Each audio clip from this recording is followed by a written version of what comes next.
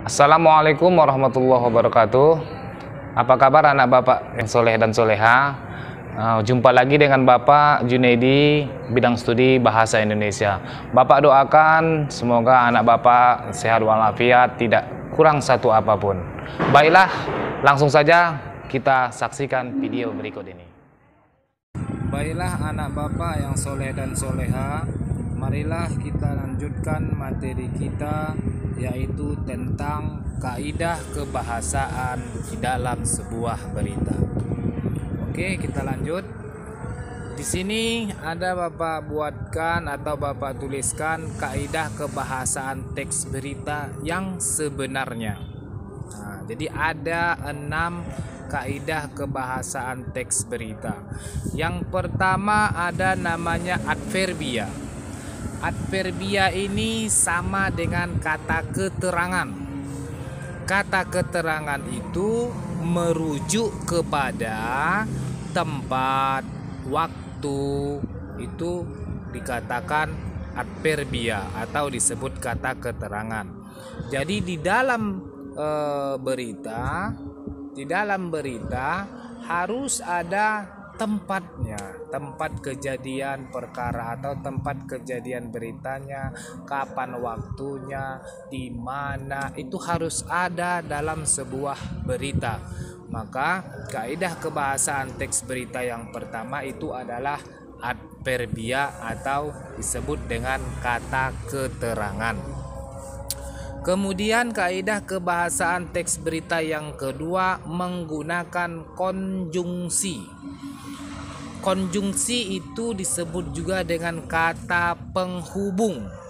Kata penghubung di situ selain dari kata karena dan, di dalam teks berita kata penghubung itu meliputi seperti kemudian, seterusnya, akhirnya, itu juga disebut kata penghubung. Mengapa dia dikatakan kata penghubung? Karena di antara kata itu dia mempersatukan antara kalimat yang satu dengan kalimat yang kedua.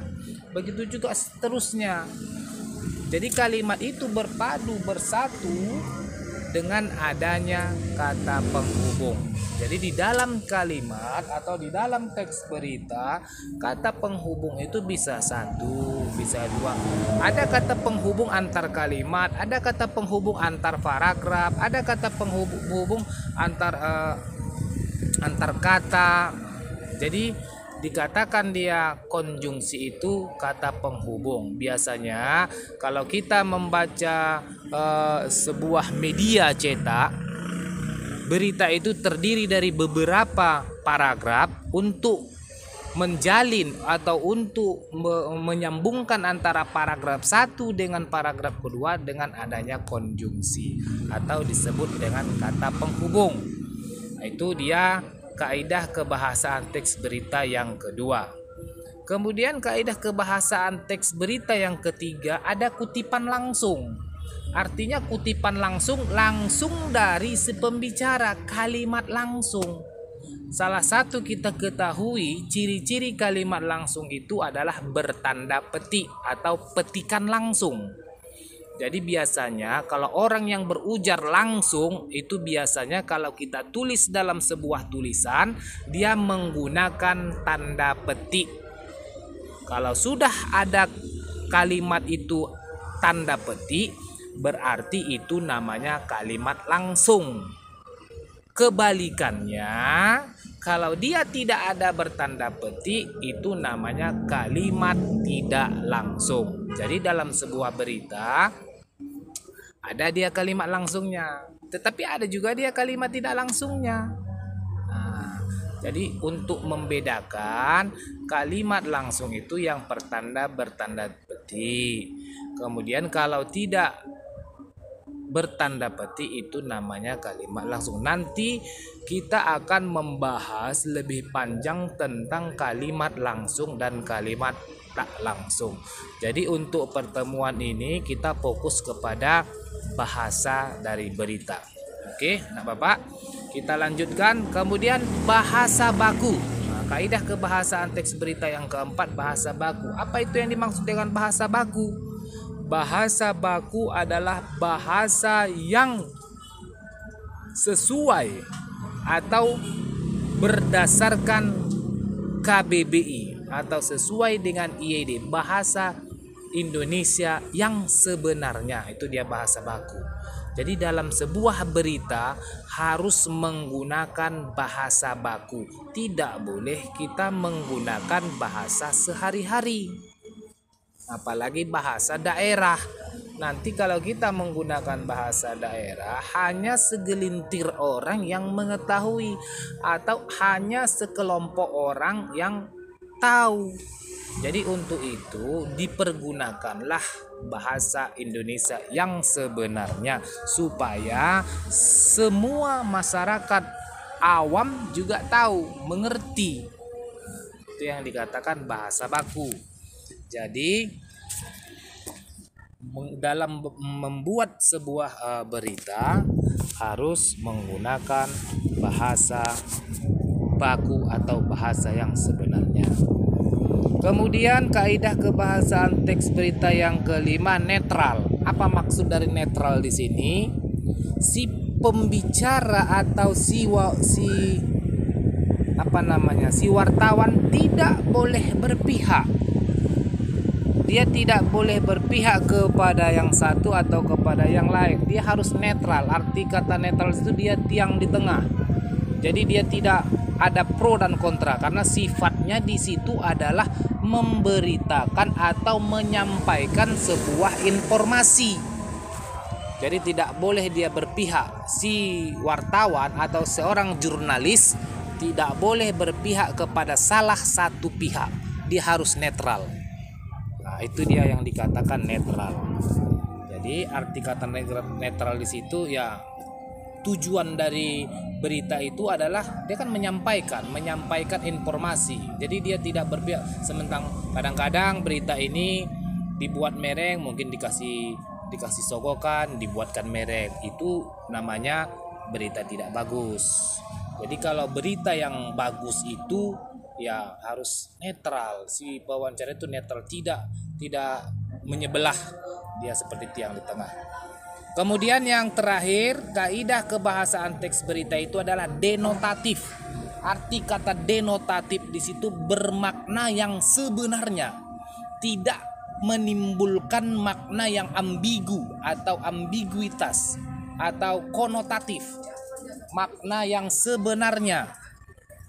Dalam sebuah berita harus menggunakan makna yang sebenarnya. Kadang-kadang kita dalam berbicara bisa kalimat kita itu ambigu. Arti kata ambigu itu menimbulkan penafsiran ganda. Nah, itu tidak boleh dalam sebuah berita.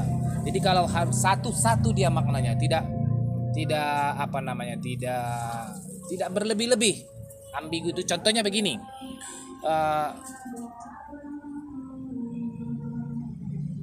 Contoh yang ambigu ya, umpamanya ibu saya pintar sekali.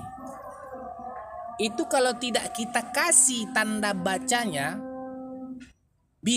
kalimat itu bisa menimbulkan makna yang ambigu. Nanti kamu bisa buat sendiri, tulis sendiri, karena Bapak tidak menuliskan di sini contoh. Ini hanya secara lisan supaya kamu bisa paham dan bisa menyimak apa yang Bapak sampaikan. Ibu saya pintar sekali. Kalau kita tidak beri tanda baca di situ, makna kalimat itu banyak. Makna yang pertama, ibu pintar sekali, menyatakan si ibunya yang pintar. Sementara makna yang kedua, ibu pintar sekali. Yang pintar siapa di situ? Begini dia contoh, atau lebih apanya? Lebih gampangnya. Tadi kan Bapak katakan ini contoh yang supaya gampang. Ibu saya sangat cantik. Bapak ganti dulu contohnya. Ibu saya sangat cantik.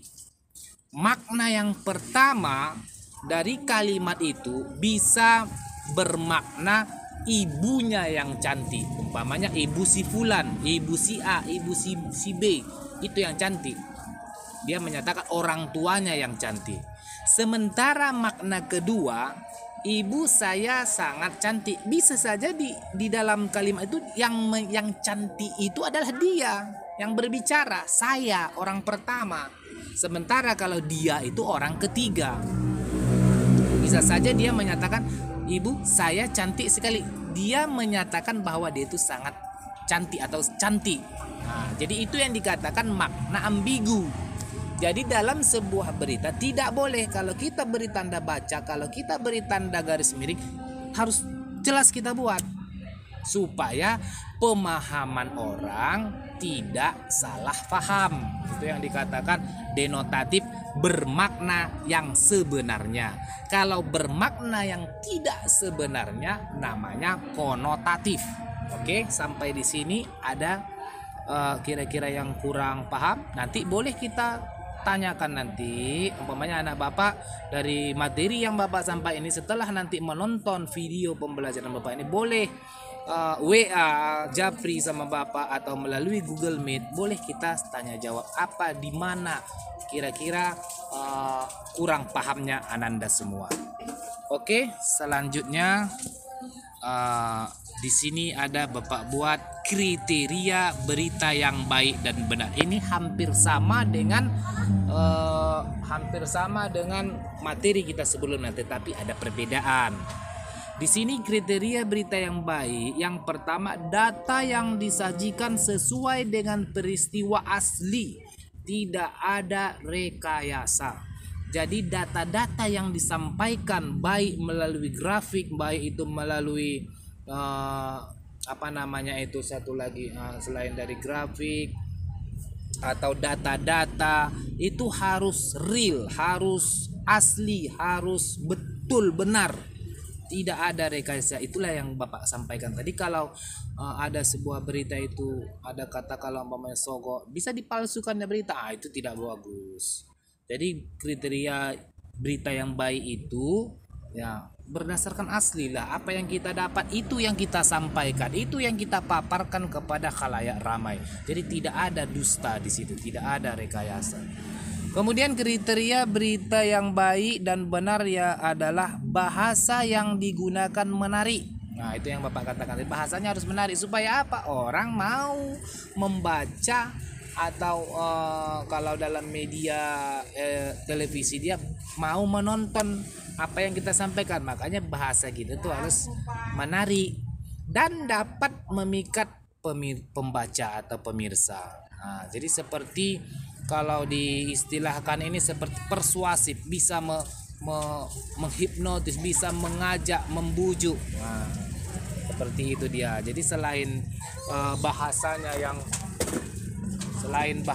yang menarik, juga bisa memikat atau merayu pembaca itu supaya berita kita itu laris di pasaran.